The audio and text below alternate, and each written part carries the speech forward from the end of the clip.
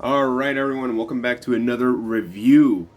In today's video, we will be looking at the highly anticipated Super Saiyan Son Goku, the legendary Super Saiyan from his battle in Namek against Full Power Frieza. Now, this Goku was announced, I think, in around the summertime, and he released in stores worldwide, seemingly just here in December, which honestly, pretty good. It was expected for him to be out in the US, for example, like Big Bad Toy Store around January, so like next year, pretty much. But I am glad that he released earlier. That way I can get this video out to you guys before the year ends. Now, this is one of my most anticipated figures alongside with the last figure that we reviewed, which was Samus Aran from Metroid Dread, and I have a lot of expectations on this Goku, especially him being the shirtless Goku. We don't really get shirtless characters, especially for Dragon Ball, or even in figures, so I'm excited to just look at this guy. He is around $67 in online shops, and I'm pretty sure he's going to be our general release, so in a couple of months he's going to be out and about in like public stores, probably like Target and Barnes & Noble and other stores like that. So if you are not wanting to get them and pay shipping fees and all that kind of stuff, and you're willing to wait a while, he's most likely going to be in those stores if you're here in the US. Now, taking a closer look at his box, he looks amazing already, and he does come with an effect pieces, looking at the different poses that they gave him. And he just looks amazing overall. And of course, the Super Saiyan Son Goku, the legendary Super Saiyan font. And yeah, this is a general release coming out in stores worldwide. But yeah, let's get right into seeing what he's got.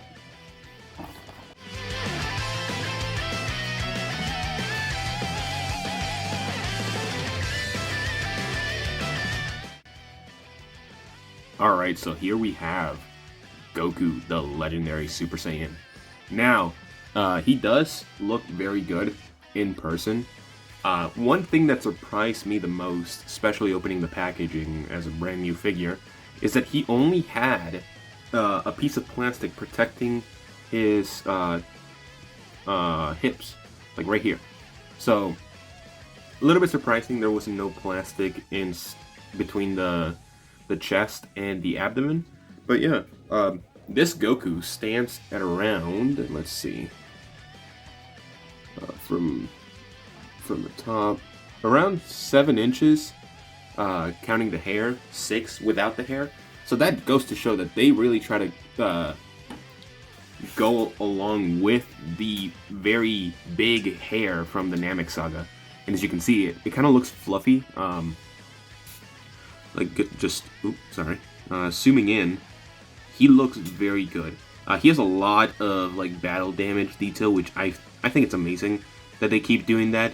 But one of my issues is that they don't really shade it in, so it actually is noticeable, unless you get up close with the figure, which is fine, but at the same time, I wish they did that.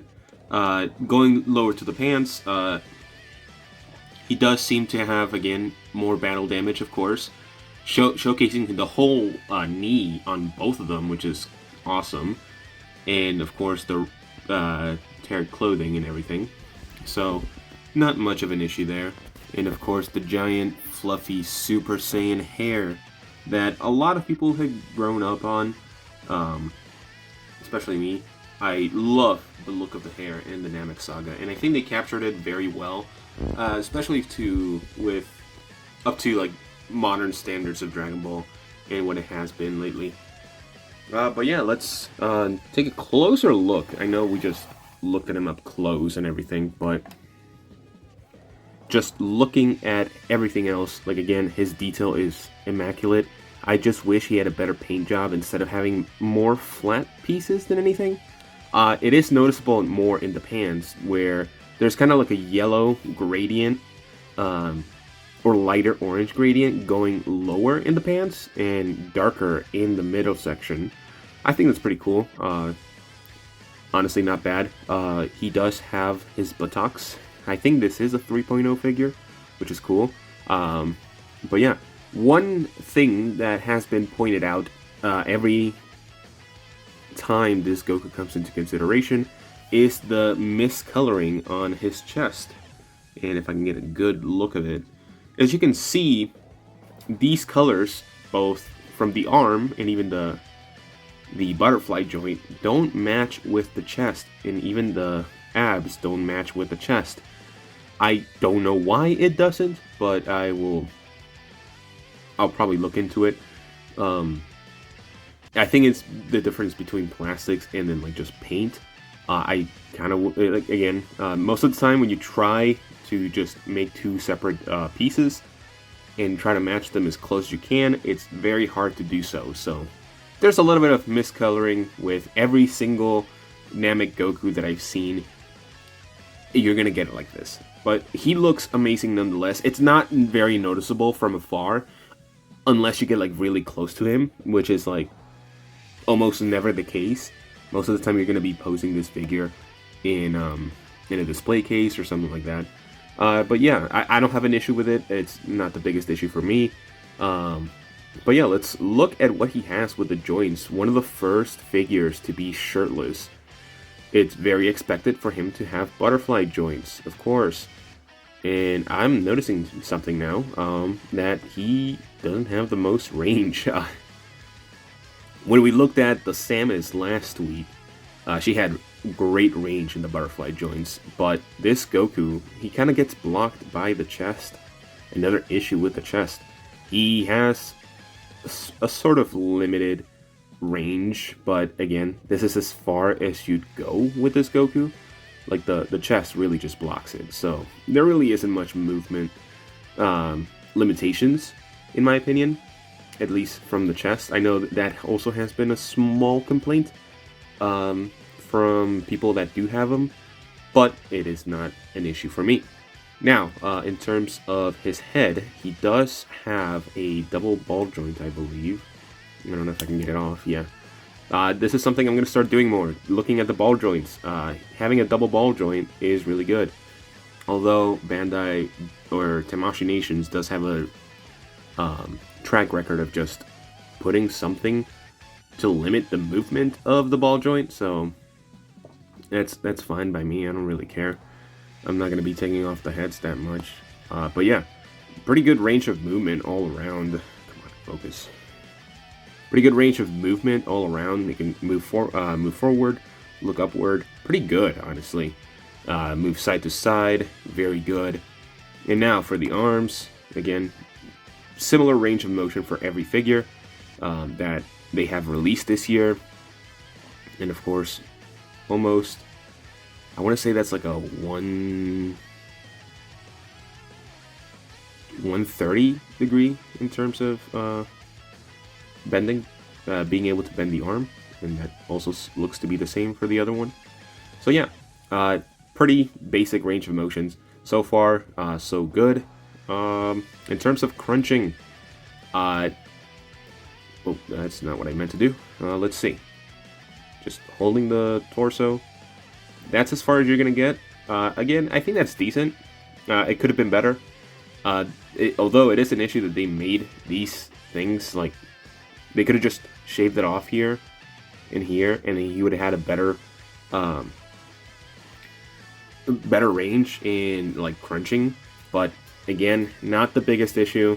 But this is probably one of the best Gokus we have so far, especially with not many Gokus releasing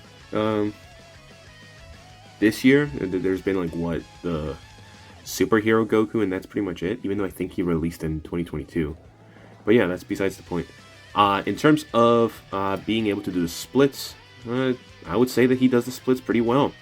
If you want to recreate that one move where he kicks Frieza in the back, you can definitely do so when that full power Frieza comes out. I'm probably going to be able to get him if possible, but not entirely sure. In terms of going forward, full 90-degree angle, pretty good. Legs, bending really well. And of course, the toes. Always with the toe flexibility. Although I am seeing a little bit of what's the word? Give, I guess, or like restriction with the movement of the foot. It doesn't go forward that much. Like you can put it downward, but going up, it doesn't really do it. I don't know why. I think it's just the way that they designed the foot. I don't know if that's the same case with other Gokus. I don't really remember that, but I don't have much of an issue. You're not really going to be posting the foot upward, mostly downward. But yeah, he has good range of movement. In terms of going backwards, it's decent. His butt cheeks do kind of block it a little bit, but it's a softer plastic than like other sections, so you're still gonna have that range of movement for the most part, because it is a softer plastic, as I'm just feeling it right now.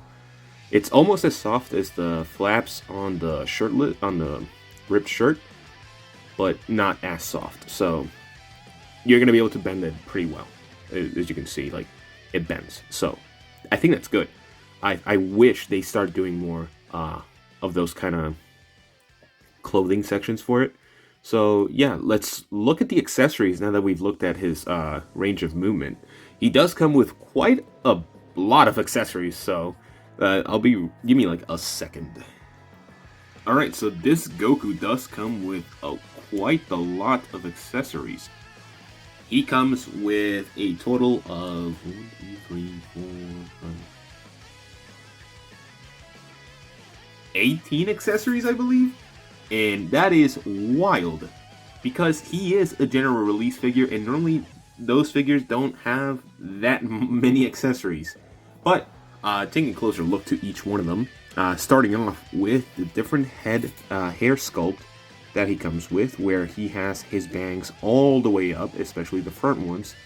It is a different head sculpt. You cannot put this hairpiece or the other, because it is sculpted differently, especially the front. There is no section for you to actually put this or the other one. So it's nice that they included it. More accessories is always the better, even if they increase the price. But for a figure this price, it's pretty good. Now he does have the raised up bangs with his just singular bang as well, that goes into the main sculpt that he comes with already. I think that's pretty good. I hope they keep doing more of these in the future. He comes with 3 different faceplates besides the original one. The one where he is all cocky and smirking against Frieza, which is awesome. The one where he's angry, again, angry. Mostly the angry expression. That is weird. I don't know if you guys can see it, but there's like a little dimple on the side. I don't know if that's just mine, or if that's just on this one, because it's not on this side. It's only on this side. That's weird. If anyone has this figure and they have the same thing, let me know. I'm actually curious. And he has the shouting. Are you talking about Krillin expression? Awesome as always, and he has a lot of hand accessories. Starting off with the main pose accessory, hands, where he does his basic fighting stance. Always good. He comes with 2 Ki Blast hands, just regular Ki Blast. It doesn't really matter if it's these ones over here, where he actually holds the Ki Blast piece that not many Dragon Ball figures come with. I wish all of them came with a key effect or a blast effect, but that's besides the point. Now, he does have 2 grasping hands. Always nice to see. I think every Dragon Ball figure at least comes with those basic kind of hands. And last but not least, another set of grasping hands, but they're different. I think these are for hands that you are like grasping against fist. So whenever the full power Frieza comes out, you can like clash them against each other, and he's gonna grasp with those instead of the other ones. And of course, the main accessory, the blast effect, which is always welcomed in any type of figure, especially Dragon Ball figures, because they always do Ki Blast effects. But yeah, he comes with a lot of accessories, and I think that's really good, especially for a figure his price. Again, it's like $67 is not cheap, but it's good. Again, the accessories make up for it. Now, let's go to my final verdict and give my final thoughts on what I think about this figure.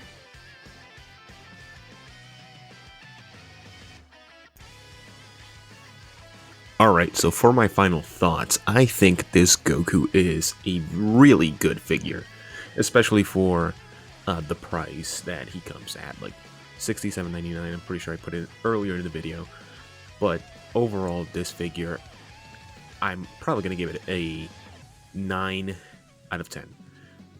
The reason for this, I think it is higher than the Samus of last week by a point.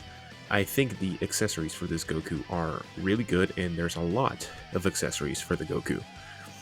The different amount of hands, and also the different hairpiece and hair sculpt, as well as the Ki Blast accessory, the Kamehameha.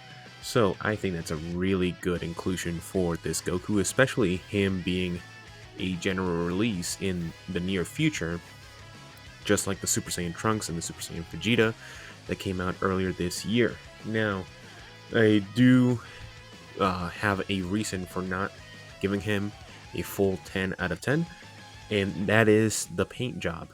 I do wish that the figures that had battle damage did show it a little more with more shading, and also the chest being a different skin tone than the rest of the body is somewhat of an issue. But overall, this figure gets a 9 out of 10 for me. But yeah, if you guys enjoyed this review, stick around for more, and I will see you all in the next one. Bye-bye.